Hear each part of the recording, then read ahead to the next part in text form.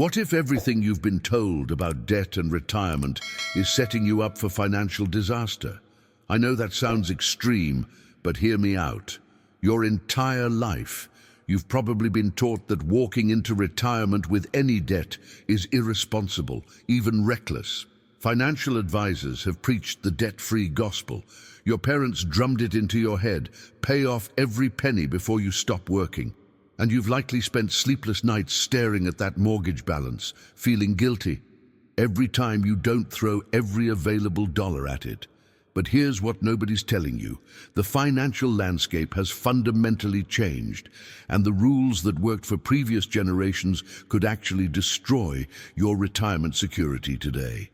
The strategies your parents used in the 1980s, when mortgage rates hit 15% or even 18%, simply don't apply to today's world of 3% and 4% loans. Following that outdated playbook in today's economic environment isn't just old-fashioned, it's genuinely dangerous. Has this ever happened to you? You're sitting there with a substantial chunk of savings, looking at your mortgage statement, and feeling this overwhelming pressure to just write that final check and be done with it. You feel like you're doing something wrong by carrying debt into your 60s and beyond. That nagging voice in your head keeps saying you should eliminate all obligations before you truly relax into retirement. But what if that voice is leading you directly toward the worst financial decision of your life? But before we begin, please hit the like button and let me know where in the world you're watching from today. It's always fascinating seeing who's joining us from around the world. And if you haven't already, make sure to hit that subscribe button and turn on the notification bell so you don't miss any of our future videos. Here's the uncomfortable reality that the financial industry doesn't want to advertise. After 60, everything changes. The mathematics of money management completely inverts. Time stops being your ally and becomes your most precious, irreplaceable resource. When you were 30 or 40, you had decades to recover from mistakes, to rebuild savings, to let compound interest work its magic. But after 60, every single dollar you allocate carries enormous weight. Every financial decision has immediate and lasting consequences that you can't simply work your way out of. You can't get back those years. And here's what almost nobody realizes. Until it's too late, you can't easily get back liquidity once you've locked it away in a paid-off asset. That money is gone, converted into home equity that sits there, immobile, unable to help you when emergencies strike or opportunities arise. The wealthiest retirees understand something that the average person misses entirely. Stay with me until the end, because what you're about to discover might completely transform your retirement strategy. In today's environment of historically low interest rates, persistent inflation, and people living 20 or 30 years past retirement, carrying strategic debt after 60 might actually be the smartest financial move you never considered. What if paying off that 3% mortgage early is actually costing you security, flexibility, and the retirement lifestyle you've worked your entire life to achieve? Think about this for just a moment. The financial advice your parents followed made perfect sense in their world. When they were carrying mortgages at 12, 15, even 18% interest during the early 1980s, paying off that debt as fast as humanly possible was absolutely the right move. That debt was genuinely expensive and dangerous. Every dollar they threw at it saved them real money because the interest was crushing. But we're not living in their world anymore. Today's 3 or 4% mortgages operate under completely different mathematics. The hidden truth is that low-interest debt in an environment of persistent inflation actually works in your favor in ways that previous generations never experienced. When inflation runs at 5 or 6% and your mortgage costs 3%, your debt is literally shrinking in real value every single year. The dollars you borrowed 5 years ago were worth more than the dollars you're using to pay it back today. That's not theory. That's mathematical reality quietly working in your favor. Yet here's what most people do. They rush to eliminate that affordable debt because of outdated programming, because of what worked in a different economic era. The transformation in thinking that needs to happen is recognizing that the rules have fundamentally changed. And following yesterday's playbook in today's game is how people make catastrophic mistakes with complete confidence. Now here's something that might shock you about how the wealthy actually handle their finances. The truly affluent retirees, the ones with serious money, rarely rush to pay off low-interest debt. Behind the scenes of those seemingly perfect retirement lifestyles is a completely different approach to debt management. They understand something fundamental that most people miss entirely. Every dollar has an opportunity cost. When you take $50,000 and throw it at a mortgage charging you 3%, you're not just paying off debt. You're simultaneously choosing not to let that money work for you elsewhere, not to keep it accessible for emergencies or opportunities. If this resonated with you, subscribe to the channel. I create content that challenges conventional retirement advice with strategies that actually work in today's world. The wealthiest individuals recognize that in today's economic landscape, the math has shifted dramatically. They keep manageable debt and deploy their capital strategically because they've done the calculations and understand that being debt-free isn't always the same thing as being financially secure. Let me paint a picture that financial advisors rarely discuss openly. Imagine you're 65 years old and you've just written a check for $200,000 to completely pay off your mortgage. You feel this incredible rush of relief. Finally, total ownership. No more monthly payments. Freedom, right? That feeling is intoxicating, and for about 3 months you sleep incredibly well knowing the house is entirely yours. But then reality strikes. Your spouse needs an unexpected medical procedure that insurance only partially covers, or your roof starts leaking and needs immediate replacement, or your daughter calls in tears because she's facing a genuine crisis and desperately needs help. Suddenly, that feeling of freedom transforms into something much darker, panic, because all your cash is locked inside the walls of a house you can't easily access. This is the liquidity crisis that destroys retirement security, and it happens more often than anyone wants to admit. The revelation that changes everything is understanding that equity trapped in real estate doesn't pay for emergency room visits. It doesn't fix broken furnaces in January. It doesn't give you the flexibility to help the people you love when they need you most.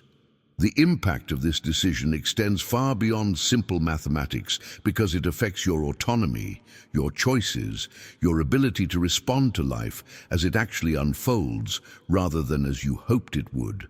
Now I want to go even deeper into this because there's another dimension to strategic debt management that most retirees never consider until it's too late. The journey toward genuine financial wisdom often involves unlearning what we thought we knew. And this next part reveals why maintaining liquidity might be the most important decision you make in your entire retirement.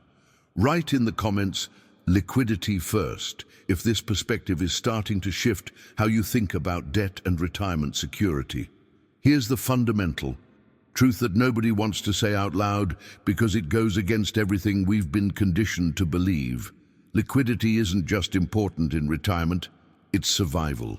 Having money you can actually touch, spend, and deploy within a matter of days matters infinitely more than the psychological satisfaction of owning something outright.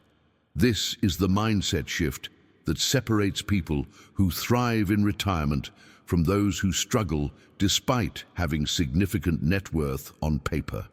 The hidden reality behind every financial crisis story is someone who had wealth but couldn't access it when it mattered most. They were asset-rich but cash-poor, and that combination is genuinely dangerous after 60. You cannot pay a hospital with home equity. You cannot fix a flooded basement with the satisfaction of knowing your house is paid off.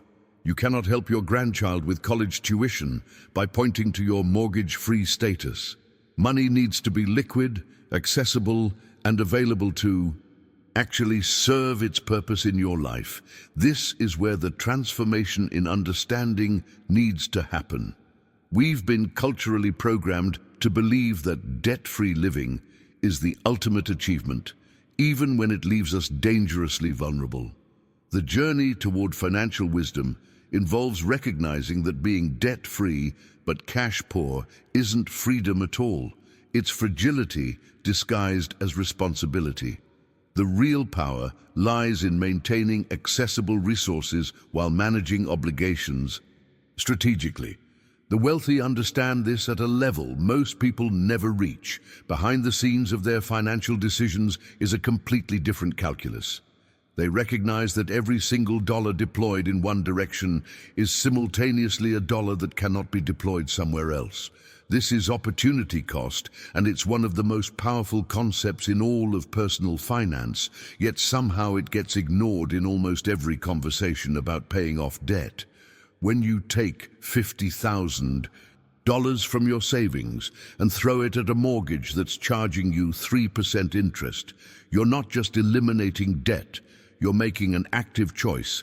You're choosing not to let that money sit in high-yield accounts earning 4 or 5%.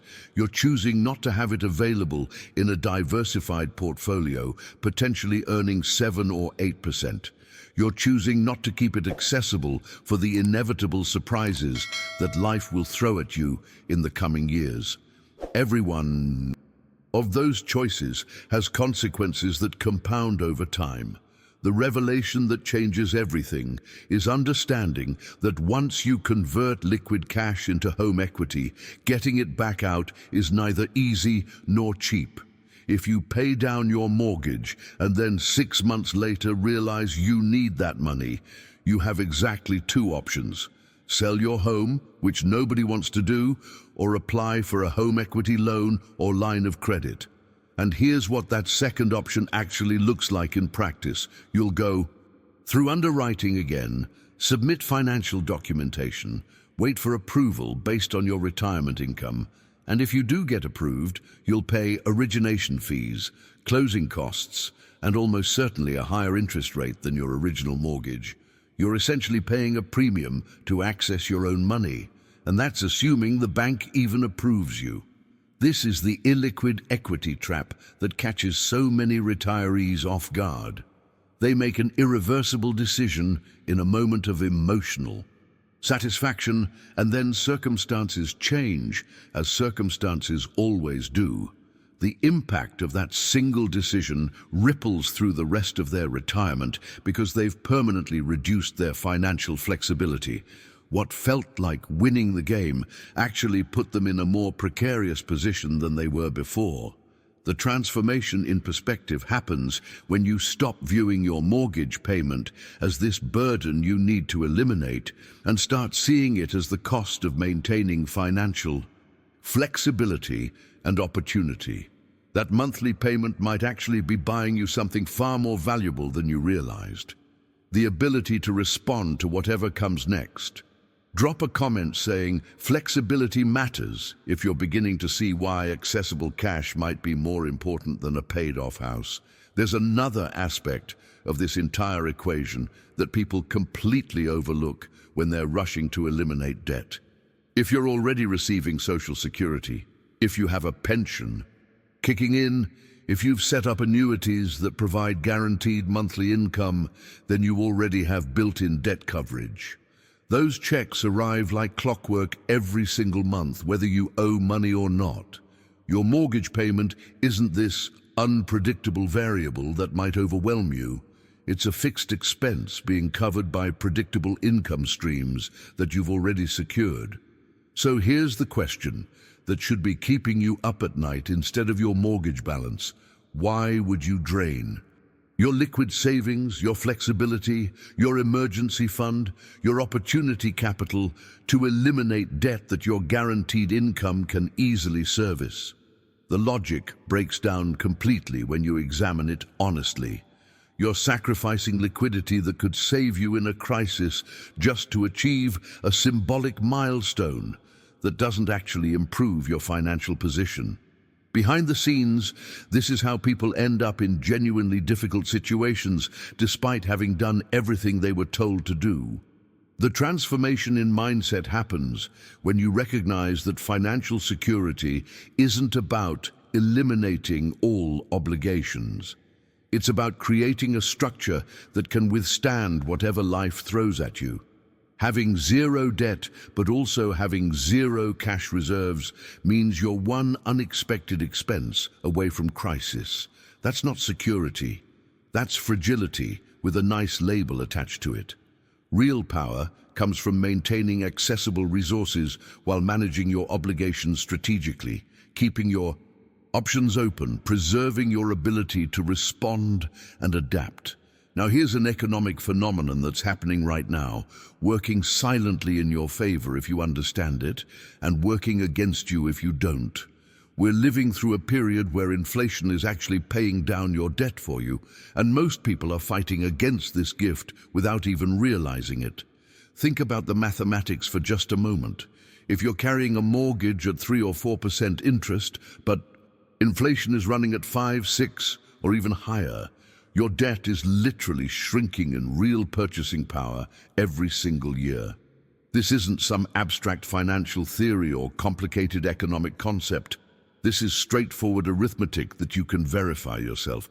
The dollars you borrowed several years ago were worth more than the dollars you're using to pay it back today. Inflation erodes the real value of your debt automatically without you having to do anything. The revelation that changes everything is recognizing that when you take a lump sum of money and aggressively pay off that 3% loan in an environment where inflation is higher, you're essentially volunteering to lose purchasing power. You're trading valuable, flexible dollars today for the elimination of cheap debt that inflation is already making less expensive in real terms. If this shifted your thinking, hit that like button. It helps this message reach others who need to hear it. It's the financial equivalent of fighting against a river current instead of letting it carry you downstream. The hidden truth is that inflation, which everyone talks about as this scary economic threat, can actually work for you if you position yourself correctly. But you have to be willing to challenge conventional thinking and recognize that the strategies that made sense in a low-inflation, high-interest rate environment don't make sense in today's opposite scenario. The impact of understanding this single concept can be worth tens of thousands of dollars over the course of your retirement. You're either working with economic forces or against them, and right now, maintaining low-interest debt while inflation runs higher is working with those forces. The journey toward financial sophistication involves recognizing these dynamics and adjusting your strategy accordingly, even when it feels counterintuitive. Write in the comments, inflation advantage, if you're seeing how today's economic environment actually favors strategic debt management over rushing to pay everything off. This brings us to perhaps the most critical aspect of this entire discussion, something that fundamentally changes the moment you pull the trigger on paying off your debt: irreversibility. The transformation from having options to having none happens in an instant, and there's no going back. Once you write that check, once you click that button to pay off your mortgage in full, that decision is permanently locked in. That money is gone from your accessible accounts. It's been converted into home equity, which sounds wonderful in theory until you actually need cash for something urgent.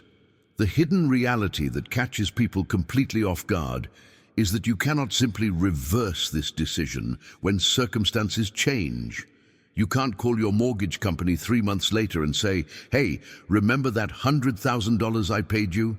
I need 20,000 of it back because we have a medical emergency." It doesn't work that way. The money has left your world and entered theirs, and getting it back requires jumping through entirely new hoops that you may not have anticipated. Behind the scenes of what seems like a simple financial transaction is something far more complex. You're trading reversible flexibility for irreversible commitment. Before you pay off that mortgage, you have choices. You can make your regular payment and keep your liquidity. You can pay extra if you want. You can invest the money elsewhere. You can help family members. You can travel. You can respond to opportunities. After you pay it off, all those choices vanish and you're left with one single option: figuring out how to get that money back out if you need it. The journey through this realization is uncomfortable because it forces you to confront what actually happens when you need to access home equity. Let's walk through the reality of that process, because most people have no idea what they're signing up for. To tap into your equity after you've paid off your mortgage, you need to apply for a home equity loan or line of credit. That means going through full underwriting all over again.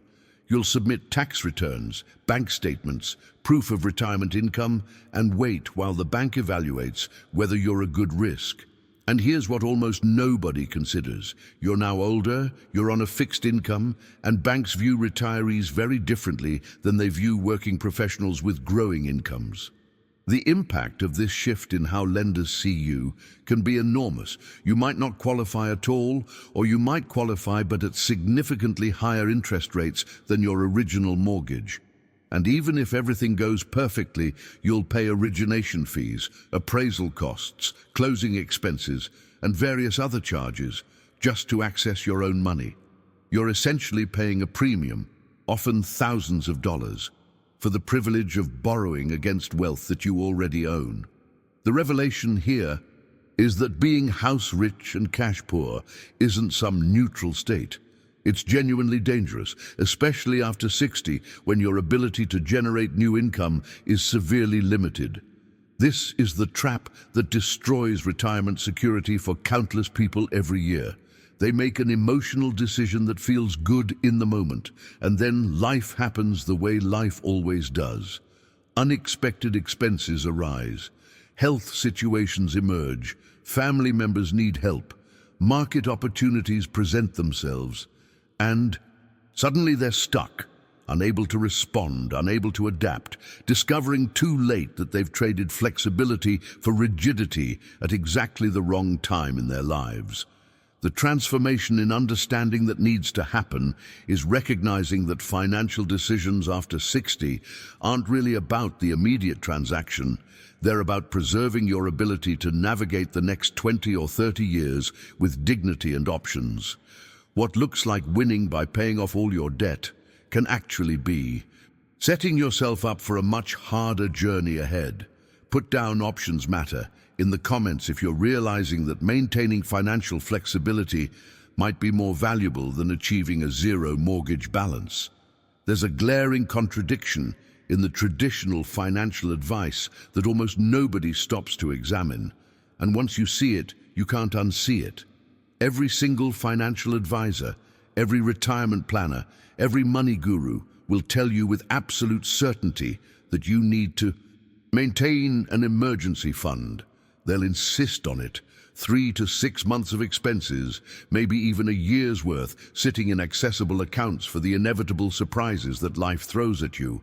This is presented as non-negotiable wisdom, fundamental to financial security. But here's where the logic completely falls apart.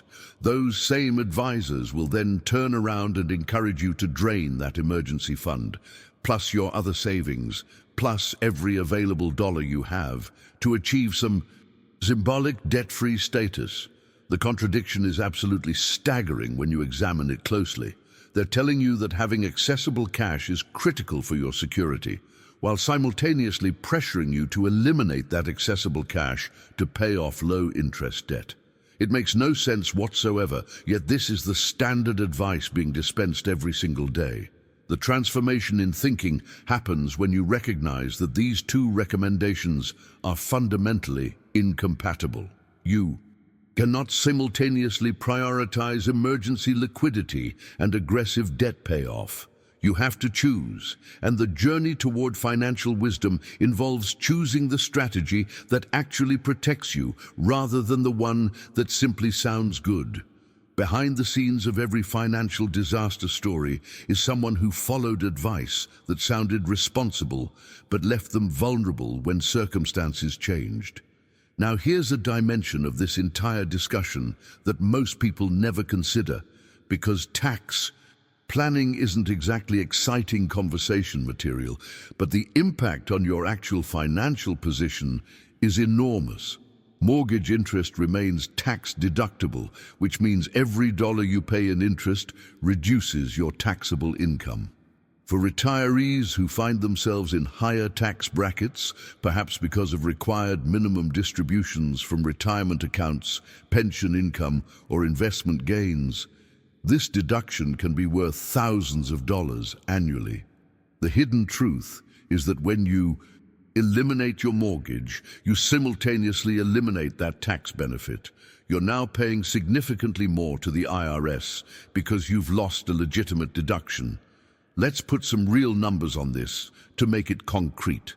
If you're paying $15,000 in mortgage interest annually and you're in the 22% tax bracket, that deduction is saving you roughly $3,300 in taxes every year. Eliminate the mortgage, and that money goes straight to the government, instead of staying in your pocket. The revelation that changes everything is understanding that when you factor in both the tax advantages and the inflation effect we discussed earlier, the true cost of carrying low-interest debt can actually be negative. You're not really paying to borrow money. You're essentially being paid to borrow it when you account for all the moving parts. Think about that for a moment.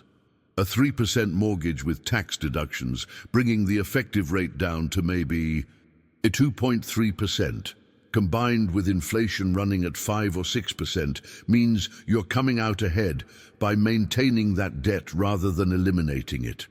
These are the behind-the-scenes calculations that sophisticated financial planning considers, but conventional wisdom completely ignores. The mindset shift required is moving beyond simple emotional reactions to debt and actually doing the mathematics to see what's really happening with your money. The journey toward financial sophistication involves recognizing that not all debt is created equal, and in today's economic environment, some debt is actually working for you rather than against you. Write in the comments, math over emotion, if you're beginning to see how the actual numbers tell a completely different story than the conventional debt-free narrative.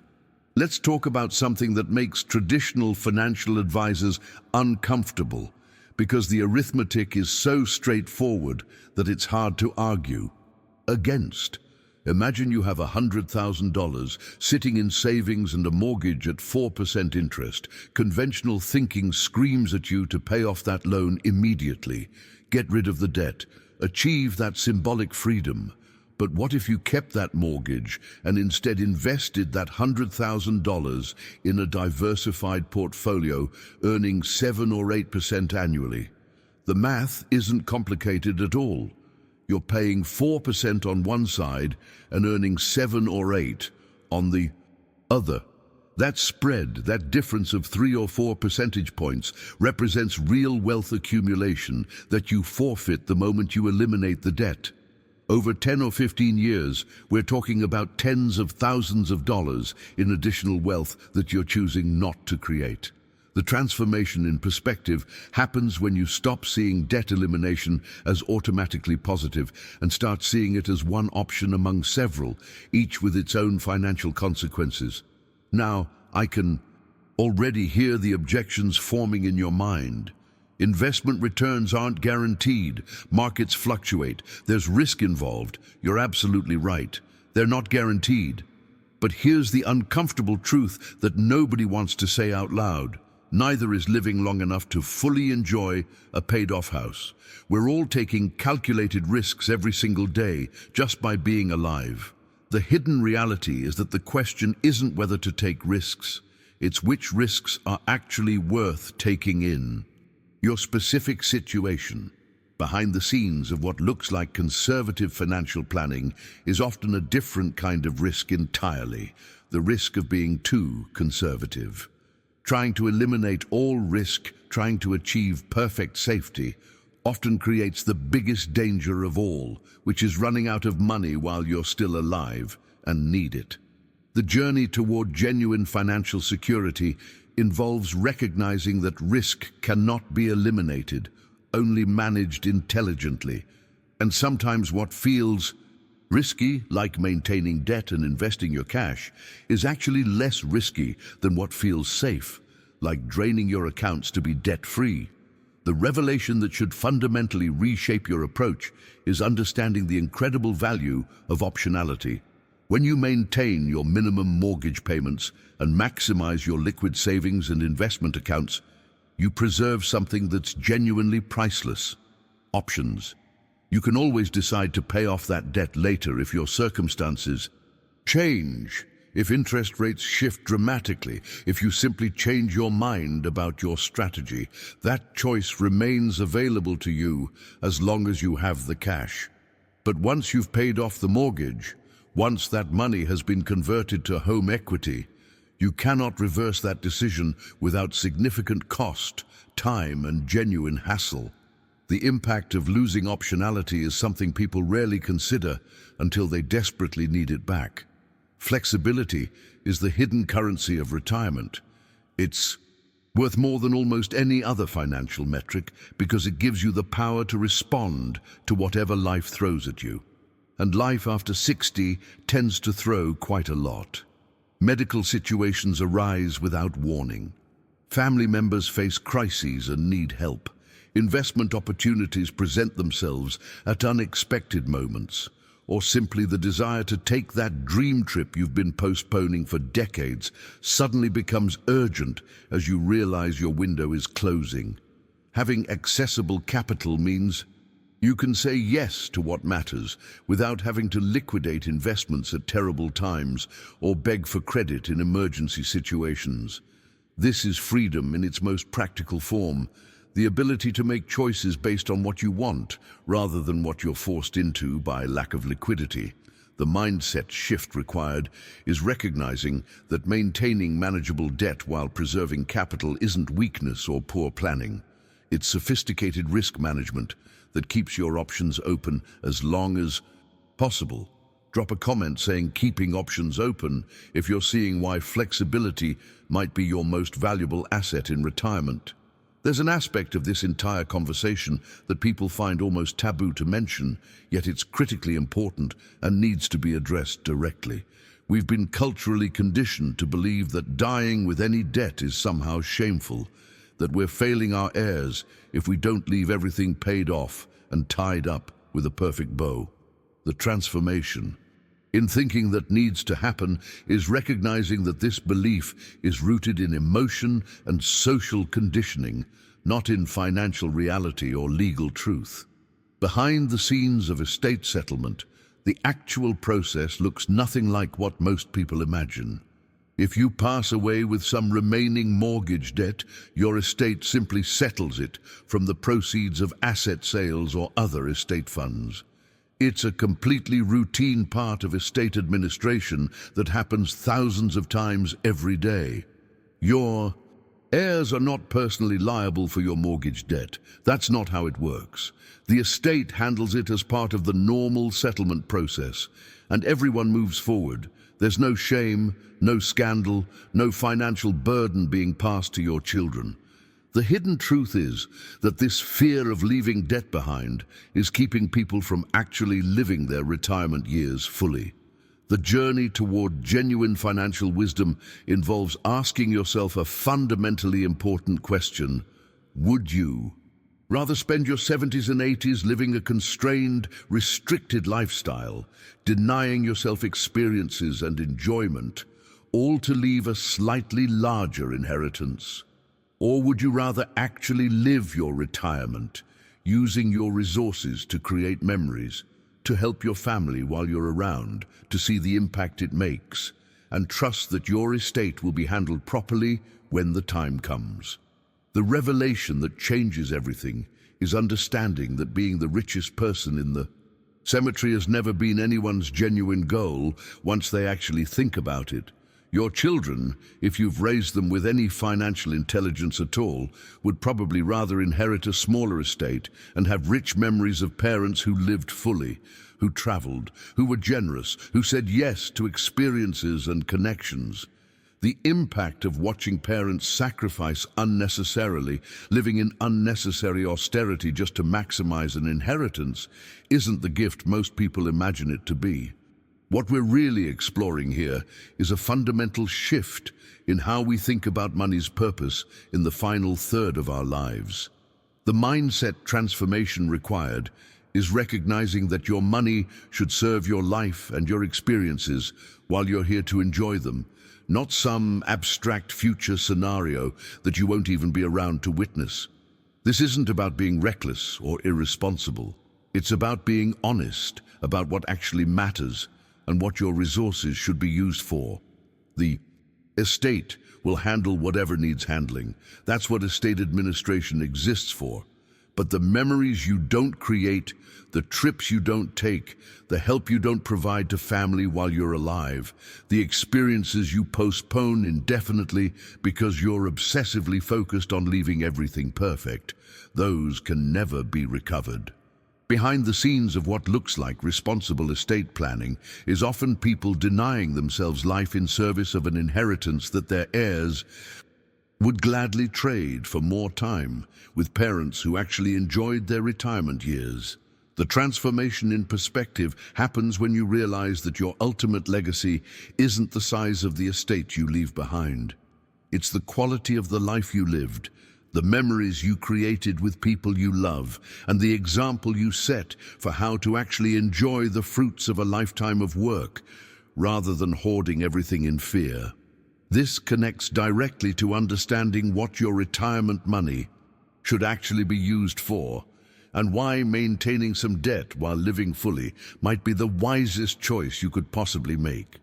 Write in the comments, "Living now matters," if you're reconsidering what your retirement resources should actually be used for while you're still here to enjoy them. There's a financial tool that gets an absolutely terrible reputation because people don't understand how it actually works, and that misunderstanding costs retirees millions in lost opportunities every single year. If you're over 62 and own your home, a reverse mortgage can completely change your financial picture without requiring a single monthly payment. Instead of draining your savings account to eliminate a traditional mortgage, you could actually tap into your home equity while staying right where you are, living in the house you love, deferring any repayment until you decide to sell or until your estate settles things after you pass. The transformation this creates is remarkable. You convert illiquid equity into usable cash flow without sacrificing your living situation. Yet people reject this option outright because of outdated stigmas and horror stories from poorly structured deals decades ago. The hidden truth is that the modern reverse mortgage landscape is heavily regulated, completely different from what it was 20 or 30 years ago, and can be an incredibly strategic move for the right situation. Behind the scenes, sophisticated retirees are using these instruments to maintain their lifestyle and liquidity while letting their home equity work for them rather than just sitting there doing nothing. But here's the deeper truth that should reshape your entire approach to retirement finance. Your mortgage is not your biggest threat. Not even close. The real financial predator lurking in your future is healthcare costs, and this is where maintaining liquidity becomes absolutely critical. Medicare covers quite a lot, but it doesn't cover everything, and the gaps can be absolutely staggering. A serious illness, an extended hospital stay, the need for long-term care or in-home assistance. These expenses can obliterate a lifetime of savings in months, not years. The revelation that changes everything is understanding what long-term care actually costs in today's world. Long-term care facilities can easily run $8,000 to $10,000 per month, and most people will need some form of extended care before they die. This is the hidden danger that nobody wants to discuss at retirement parties, but it's the reality that shapes whether your final years are comfortable or catastrophic.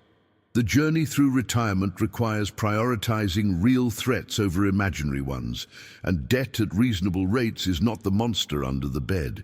Inadequate liquid reserves for medical expenses absolutely is.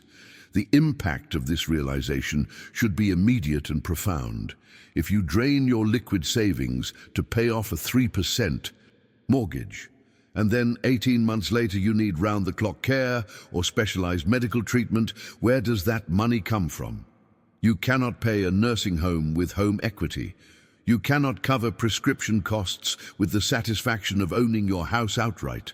You cannot negotiate payment plans based on the fact that your mortgage is paid off. Behind the scenes of every story about families being financially destroyed by healthcare costs is someone who didn't maintain adequate liquid reserves.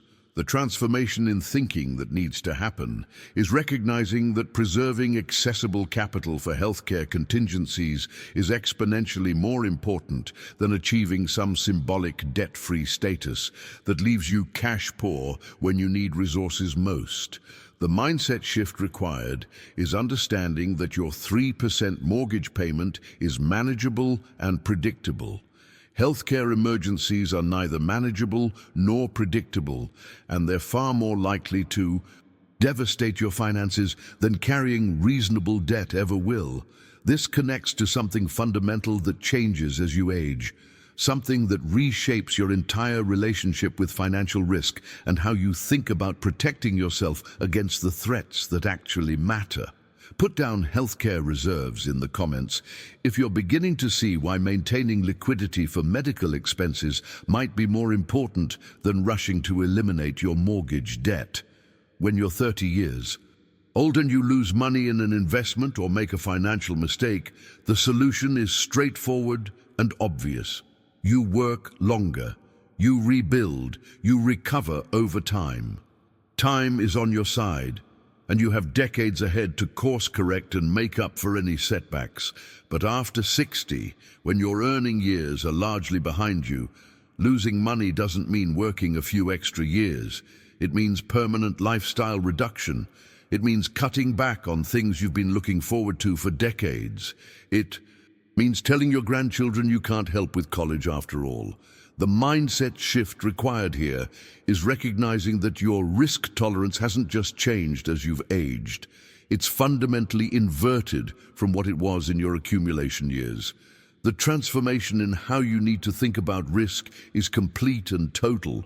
What was risky when you were younger might now be safe, and what seemed safe back then might now be genuinely dangerous. Behind the scenes of every successful retirement is someone who understood this inversion and adjusted their strategy accordingly. The revelation that changes everything is understanding that maintaining low-interest debt while preserving cash reserves is actually the lower-risk position after 60. Being illiquid is far more dangerous than carrying manageable debt because illiquidity removes your ability to respond, to pivot, to handle the unexpected. You become financially brittle, and brittleness in retirement is how people end up in genuinely difficult situations despite having significant net worth on paper. The journey toward real financial security involves creating structures that can withstand shocks and that requires maintaining flexibility and accessible resources. Now, here's something that might sound simple, but carries enormous weight and deserves honest reflection. What was the point of all those years of hard work? Why did you sacrifice weekends, delay gratification, save diligently, and build your nest egg in the first place? It wasn't so you could spend your 60s and 70s obsessing over account balances and denying yourself experiences just to see a zero next to your mortgage line.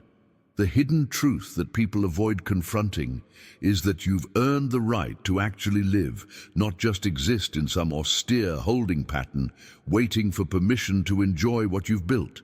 If you're carrying stable debt at reasonable rates and you have the means to manage it comfortably, the transformation that needs to happen is giving yourself permission to use your money while you can still appreciate it. Travel while your knees still work and you can navigate airport terminals without assistance. Help your grandchildren with their education or their first home while you're around to see the impact it makes in their lives. Take that cooking class in Italy or that photography expedition you've been talking about for 20 years, but keep postponing because the timing never feels quite right. The impact of understanding this cannot be overstated. Experiences have expiration dates. Your health and mobility are declining assets whether you acknowledge it or not. There are 70-year-olds hiking mountains and 70-year-olds who can barely walk to the mailbox. Time is not the only factor, but it's a factor you cannot negotiate with. Behind the scenes of what looks like responsible financial planning is often people delaying life indefinitely, and that delay can become permanent before they even realize what's happened. The journey toward genuine wisdom involves recognizing that delaying all enjoyment to achieve some arbitrary financial milestone means you might miss the window entirely. The transformation in perspective happens when you realize that your money should serve your life right now, not some theoretical perfect future that may never arrive. Write in the comments, experience over balance sheet, if you're starting to see why using your resources to actually live might be more important than achieving a zero mortgage balance. Beyond the personal fulfillment aspect, there's a strategic dimension to maintaining debt that most people never consider, and it has everything to do with how you position yourself for economic uncertainty. In our current environment, where nobody can predict with certainty which direction the economy will move next, having fixed-rate debt while holding liquid assets creates a hedge that works in your favor regardless of what happens. The transformation in understanding this concept is recognizing that you're not just managing debt, you're creating financial resilience against multiple possible futures. Think about how this actually plays out in practice. If inflation continues to spike or accelerates even further, your fixed-rate debt becomes increasingly cheaper in real terms, while your liquid assets can be repositioned to keep pace with inflation. You've locked in borrowing costs that become more advantageous every year while maintaining the flexibility to adapt your investments to the changing environment. But if we somehow slip into deflation, which is less likely but absolutely possible, having cash on hand means you can weather that storm while those who are illiquid struggle to access resources. This is resilience engineering in action. Behind the scenes of what looks like a simple choice about whether to carry debt is actually a sophisticated strategy for setting up your financial structure so you have options no matter what economic conditions emerge.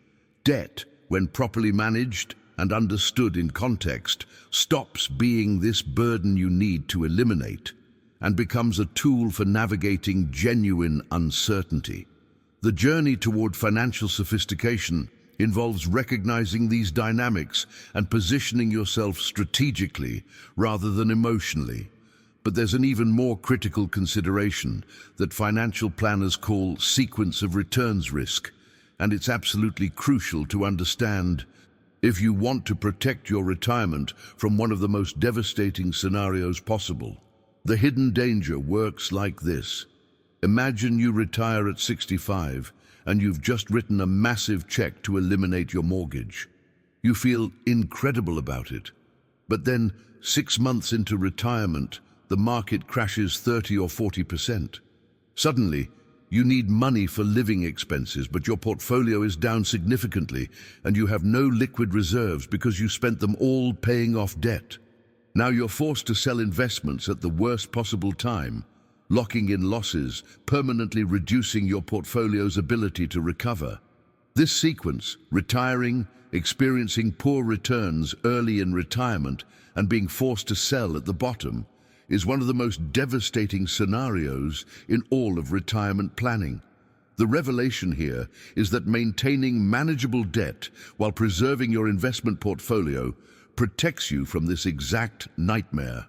You can ride out market downturns, without being forced to sell at terrible prices because your debt payments are predictable and manageable, and you have cash reserves to supplement your income during rough patches.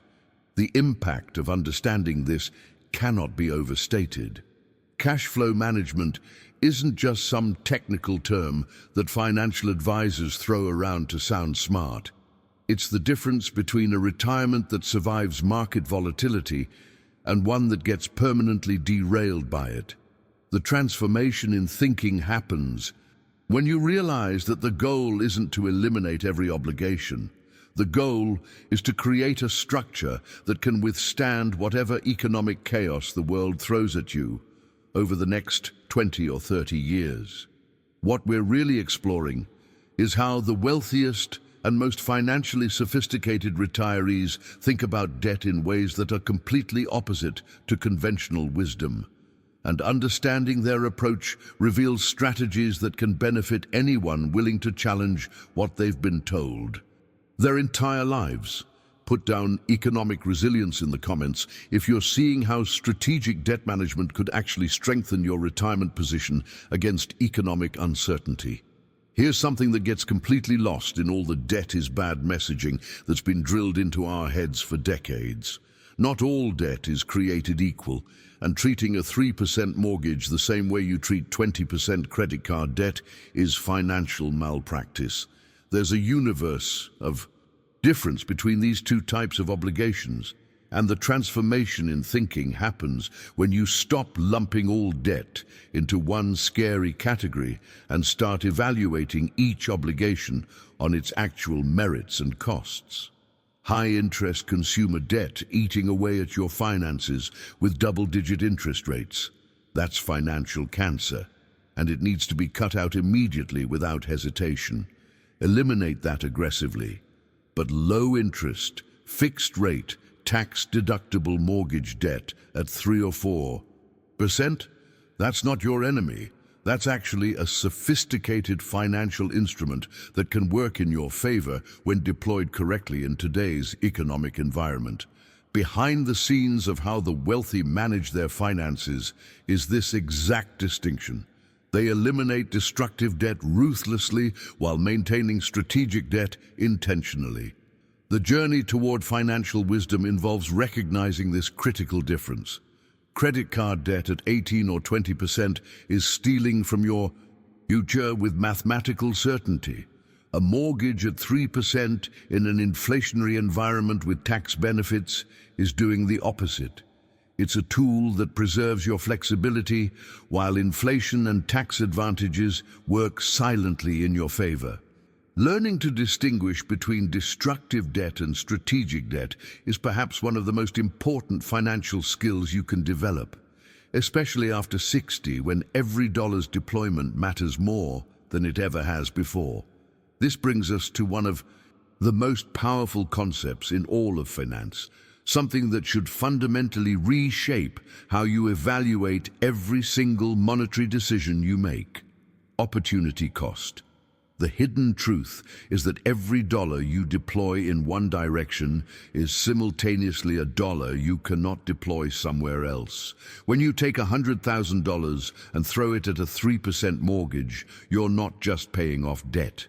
You're choosing not to put that money in bonds earning 5%. You're choosing not to invest it in a stock portfolio that historically returns 7 or 8% over time. You're choosing not to use it for experiences that would enrich your life in ways that no percentage return could ever measure.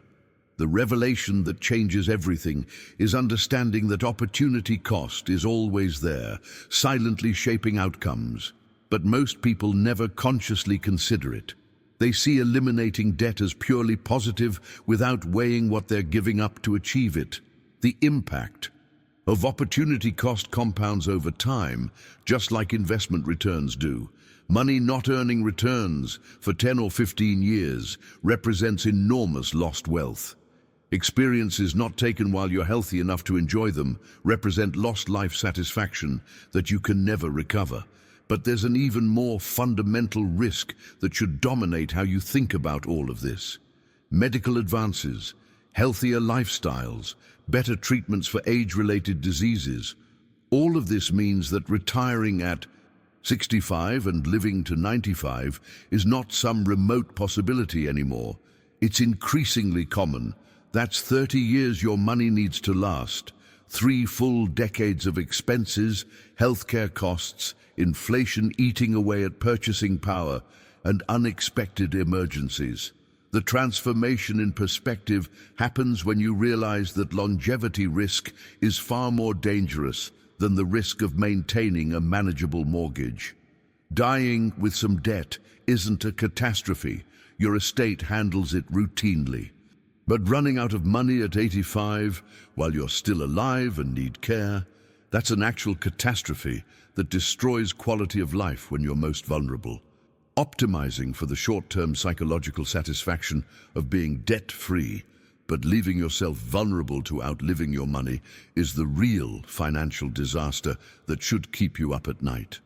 Write in the comments 30-year horizon if you're beginning to understand why planning for longevity might be more important than rushing to achieve debt-free status. There's also a deeply practical consideration that matters more and more as you age, something that rarely gets discussed in financial planning conversations. The cognitive load of financial management. Making complex financial decisions, understanding intricate restructuring options, navigating applications for home equity lines of credit or reverse mortgages. All of this becomes genuinely harder as cognitive function naturally declines over time. The transformation in how you experience financial management is real and inevitable, even if we don't like to acknowledge it. Having liquid assets sitting in straightforward, accessible accounts that you can see, understand, and draw from with a simple transaction is infinitely easier to manage than having wealth locked up in home equity that requires complicated processes to access. Behind the scenes of what looks like a simple preference is actually a critical quality of life issue. The hidden truth is that simplicity becomes increasingly valuable with age, and maintaining some debt while keeping your money liquid and accessible is actually the simpler, less cognitively demanding approach. You don't want to be 75 years old trying to figure out how to tap your home equity in an emergency, dealing with banks and underwriting and waiting periods when what you need is immediate access to funds. The journey toward genuine security involves recognizing that ease of management and accessibility are features worth paying for, and the cost of maintaining low-interest debt is often a small price for the cognitive simplicity and immediate access it enables. Let's talk about context for a moment, because context is everything in financial decision-making, yet most advice completely ignores it. Your parents or grandparents might have told you stories about paying off their mortgage as fast as possible, and in their world, that made perfect sense. They were dealing with mortgage rates of 12, 15, even 18% in some cases during the early 80s. Paying off a 15% loan early was brilliant strategy because that debt was genuinely expensive and dangerous to maintain. But here's what needs to be understood at a fundamental level. We're not living in their world anymore. Today's environment of historically low rates has fundamentally changed the calculus. When you're carrying a mortgage at 3 or 4%, you're playing an entirely different game with entirely different rules. Following advice designed for a 15% world when you're in a 3% world is like wearing a winter coat in summer, because that's what worked last season. The revelation that should reshape your thinking is that you need to evaluate decisions based on current economic reality, not on how things used to be done generations ago. Before you even start debating whether to pay off debt, there's a more fundamental question you need to answer with complete honesty. Do you have 2 to 3 years of living expenses sitting in easily accessible savings right now, not invested in stocks that could drop 30% next month, not locked in certificates of deposit with early withdrawal penalties? I'm talking about liquid, accessible cash that you could touch tomorrow if you needed it. If your answer is no, then paying off debt shouldn't even be on your radar yet. Building that cash cushion is your absolute priority because it's the foundation of everything else that matters in retirement security. The impact of having this buffer cannot be overstated. A substantial cash reserve protects you from forced asset sales during market downturns, shields you from life's inevitable surprises, and gives you the breathing room to make rational decisions instead of desperate ones. Without it, you're always one emergency away from financial chaos, regardless of whether your house is paid off. The transformation in your financial position happens when you prioritize liquidity first, and debt payoff becomes something you consider only after that foundation is absolutely solid. This brings us to the ultimate framework for making this decision, the question that should guide you more than anything else. Drop a comment saying "foundation first" if you're understanding why building cash reserves might be more important than rushing to eliminate your mortgage debt. Before you go, I want you to ask yourself one final question. With complete honesty, if you pay off your mortgage right now, will you regret not having this money available 5 years from now? Really sit with that for a moment. Imagine yourself at 70 or 75. Imagine medical expenses arising. Imagine wanting to help family members who need support. Imagine investment opportunities or life experiences you might want to pursue. Imagine the market crashing and needing liquidity to avoid selling at the worst time. If your answer is maybe, or probably, or even I'm not sure, then don't pay it off. That uncertainty is telling you something critically important about your actual risk tolerance and your genuine need for flexibility. The transformation in understanding happens when you recognize that after 60, preserving optionality is wisdom. Having choices is valuable in itself, even if you never exercise all of those choices. What ultimately matters is building a retirement structure that maximizes your security, your flexibility, your quality of life, and your ability to handle whatever the future brings. And for many people in today's economic environment, that structure includes maintaining strategic debt while preserving the liquid assets that provide real freedom.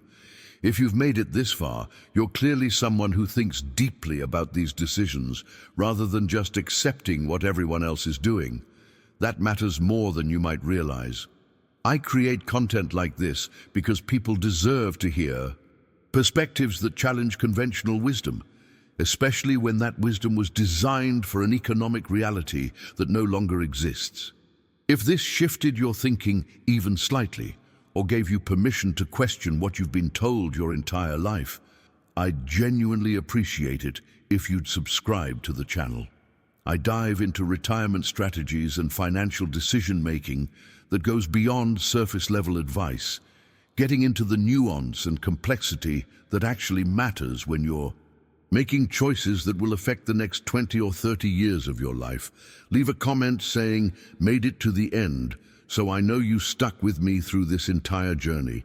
It helps me understand what resonates with you and what topics deserve this kind of depth. And if you found value in this conversation, hit that like button. It tells the algorithm that this perspective matters and helps it reach more people who need to hear a different approach to retirement finances. There's a video right here that builds on everything we discussed today, exploring specific strategies for maximizing your retirement security while maintaining the flexibility we talked about. Click and continue with me over there. I think you'll find it's the perfect next step in this conversation. Thanks for being here, for thinking critically, and for being willing to challenge the old playbook. I'll see you in the next one.